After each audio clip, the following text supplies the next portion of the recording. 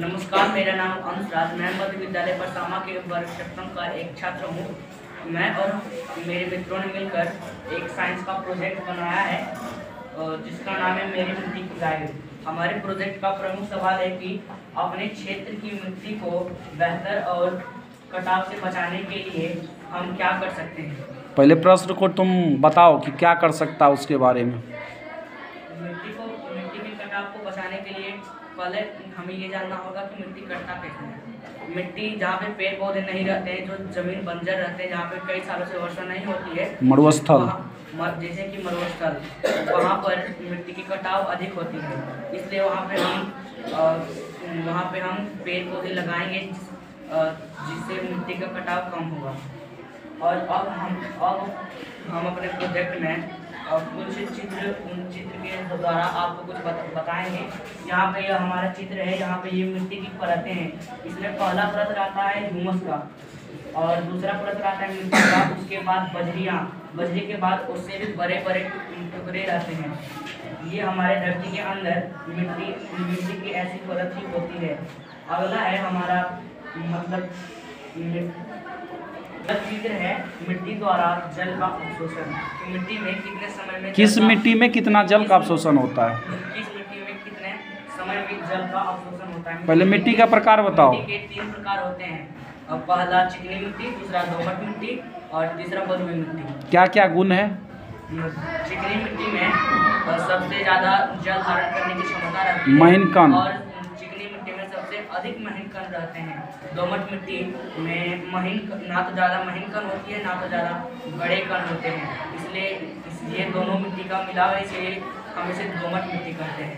और अगला है बलुई मिट्टी, में बड़े बड़े कण होते हैं। इसमें जल धारण करने की सबसे कम क्षमता होती है। जा रहे हैं, ये हमारा इसमें चिकनी मिट्टी है। सभी बीकर में डालो सभी प्रकार की मिट्टी, पकड़ो। यहाँ पे आप देख सकते हैं कि हम तीनों मिट्टी को ले चुके हैं इस बीकर में। और इसमें है हमारी चिकनी मिट्टी और ये हमारी दोमट मिट्टी, ये हमारी बलुई मिट्टी। अब निश्चित मात्रा में क्या करेगा उसमें, जल डालेंगे। ठीक है। किस में ज़्यादा अवशोषण होता है, एक प्रयोग के द्वारा देखना है कि ये बच्चा खुद प्रयोग कर रहा है, किस में कितना जल का अवशोषण होता है। किसके द्वारा जल माप के डालना है ना, पकड़ो। ये हमारा जल मापने जल मापने की वस्तु है, इसी से हम जल माप कर उसमें डालेंगे। इसमें हम 10 ml जल ले चुके हैं और इसमें हम डालते हैं, देखते हैं कितना ये करेगा। कितना देर में वो धीरे धीरे गिराना कि कितना देर में वो जल रिसता है।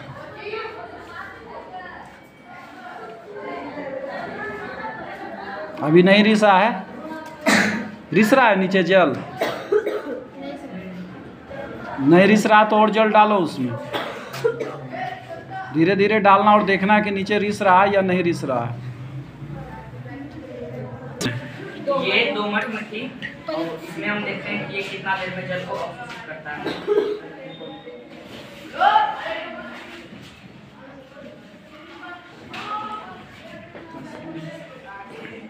और पानी दो। ये हमारा बलुई मिट्टी है, अब इसमें हम डाल के देखते हैं कि कितना देर में यह अवशोषित करता है जल को।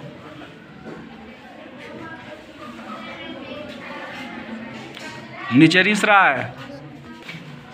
ये बलुई मिट्टी, इसमें जल 4 सेकेंड में रिस गया। 4 ml 4 ml जल इसमें रिस पाया है।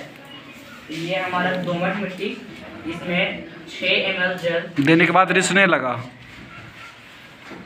और ये हमारा चिकनी मिट्टी, इसमें 10 ml जल लग गया रिसने के लिए। तो इस प्रयोग के द्वारा तुम क्या सीखा कि सबसे ज़्यादा जल अवशोषित करती है चिकनी मिट्टी और सबसे कम बलुई मिट्टी। ये अगला जो चित्र है, इससे हम मिट्टी की परतें पता लगाएंगे। जैसा कि हमने आपको पहले बताया था कि मिट्टी में कई परतें होती हैं। इस प्रयोग के द्वारा हम यही पता करेंगे कि मिट्टी में कितने परतें होती हैं, कितना कितना पदार्थ घुला हुआ है।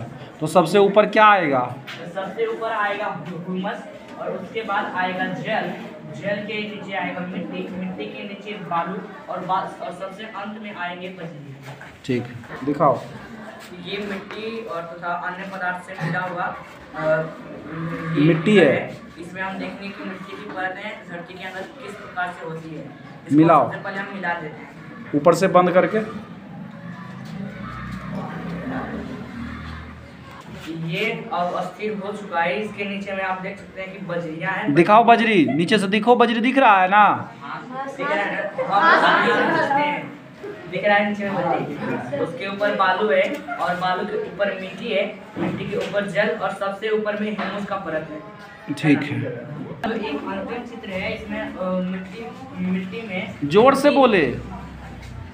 यह जो लास्ट चित्र है, इसमें मिट्टी में प्रति मिनट अंतःस्रवण की दर हम पता करेंगे। पानी सोखने की दर पता करने के लिए हम नीचे जाएंगे और हमारे प्रोजेक्ट में हमारे मदद करने वाले साथियों का नाम है रोशन, शुभम कुमार, रोहन कुमार, ऋषभ कुमार, अभय कुमार, साहेब कुमार, और गाइड करने वाले सर का नाम है श्री कृष्ण मोहन सर। अपर्दन की क्रिया कहाँ दिखाएगा? अपर्दन की क्रिया हम उस जगह पे दिखाएंगे जहाँ पे घास नहीं होती है, और जहाँ घास रहेगा वहाँ पे अपर्दन नहीं होगी। इसके लिए हम लोग को खेत में जाना पड़ेगा। यहाँ पे मिट्टी के अपर्दन प्रक्रिया को देखने के लिए आए हैं। यहाँ पे मिट्टी हल्की है, यहाँ पे क्योंकि यहाँ पे घास नहीं है। जोर से बोलो।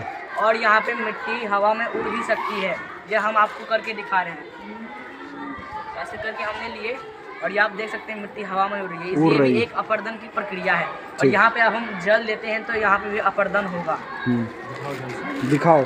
बोलते जाओ। हमने यहाँ पर जल पूरा उजल दो। मिट्टी से मिट्टी भांस रहा है। मिट्टी क्या हो रहा है? अपर्दन हो रहा है। अपर्दन हो रहा है और आप यहाँ पे देख सकते हैं यहाँ पे मिट्टी अलग हो चुकी है। हाँ, वहाँ पे मिट्टी क्या हुआ है? अपर्दन हो चुका। अब अपर्दन हो चुका, ऊपर का हिस्सा खत्म हो गया, हट गया। स्टार्ट। अब चूंकि यहाँ पे घास है, यहाँ पे मिट्टी का अपर्दन नहीं होगा। यहाँ पे आप देख सकते हैं मिट्टी हाथ में आ ही नहीं रही तो उड़ेगी क्या।